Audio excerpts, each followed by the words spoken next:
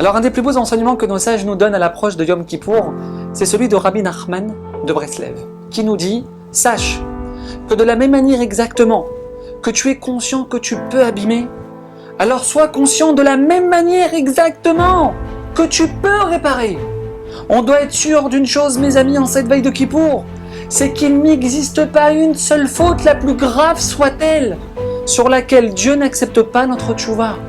Quelle que soit la faute qu'on a commise, Hachem il nous tend la main. Hachem il attend qu'on revienne vers lui. Alors comment on fait tchouva?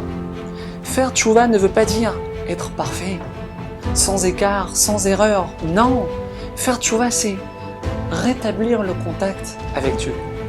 Et il faut savoir que Dieu n'attend pas de nous des choses que nous ne sommes pas capables de lui donner, pas du tout. Ne pas se tromper sur la manière de faire tchouva. Le Gaon de Vilna, il écrit noir sur blanc que la tchouva, elle doit se faire palier par palier, step by step. Hachem n'attend pas de changement drastique, non. Hachem, il attend avant tout de voir en nous une volonté profonde de s'améliorer. Le Rav Israël Salanter nous dévoile quelque chose de révolutionnaire, écoutez bien. Une personne, elle peut être encore dans la faute et être considérée comme avoir fait tchouva. Comment? En fautant un peu moins. Quelqu'un qui fume Shabbat, Dieu préserve. Et pour Hachem, elle décide de ne fumer que la moitié de la cigarette. Nous dit le Rav Israël Salanter, toi tu es en train de faire tchouva. Toi tu es en train de te rapprocher d'Hachem. Parce que tu te détaches doucement, doucement de la faute. Et fauter un peu moins, c'est aussi rétablir le contact avec Hachem. Une jeune fille qui a du mal à s'habiller en jupe.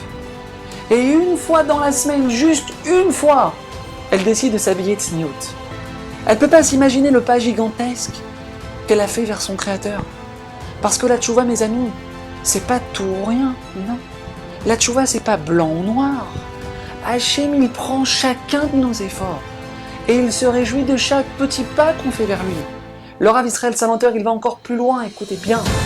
Même si on n'a pas réussi à changer dans nos actes, mais qu'à l'intérieur de nous-mêmes, on se sent mal avec nos fautes, et qu'on a envie d'en sortir, et de se rapprocher d'Hachem, et ben ça aussi, ça s'appelle faire tchouva. Ça aussi, ça s'appelle revenir vers lui, même si on n'a que notre volonté à lui offrir. Parce que Hachem, il prend tout ce qu'on lui donne. Ki yemincha peshuta lekabel shavim, parce que toi, Hachem, tu tends la main à tout celui qui veut revenir vers toi. Shabbat shalom.